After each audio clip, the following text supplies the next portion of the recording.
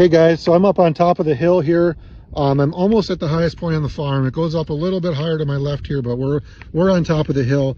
And I wanted to show you something cool that I found after all the heavy rain we've had the last couple of days. I came up here to check the cows tonight, and I noticed how spongy the ground was feeling. I could hear the squish in the soil as I walked through the grass.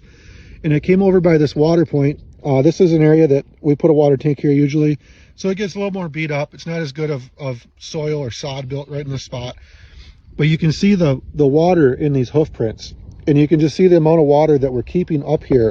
And as you walk through here, I don't know if you'll be able to hear this very well, but you can kind of hear the sponginess of the ground. And that's something we didn't have a couple years ago when we converted this all to pasture.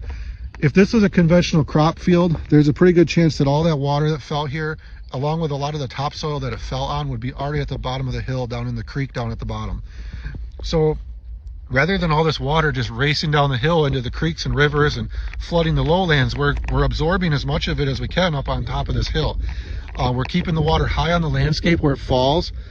And the reason that's important is because that water will infiltrate into the ground. It'll keep our soil cooler. It'll keep our soil moist so the plants will grow better, especially as we get back into a dry period, which could very well happen. A week ago we were very dry, and we've got a lot of rain the last week to make up for it. But you know, things could change fast where a month from now we could be really dry again. But we soak in as much water as we can, and over time we'll build up more and more resilience to a drought, to a dry spell like that.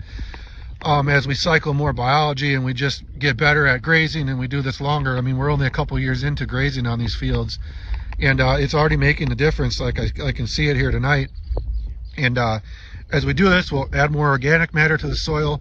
Every 1% of organic matter increase in the soil is an additional 20,000 gallons of water per acre that you can infiltrate into the land, rather than it hitting the ground and just racing down the hill into the creeks and rivers and eroding the fields. We're building an armor of all this grass and all this forage on top of the ground. It's all working to protect our ground from erosion, protects our ground from overheating from the sun, and it just all works together. So I just thought it was a very cool thing that I saw tonight. I thought I'd talk a little bit about it on here.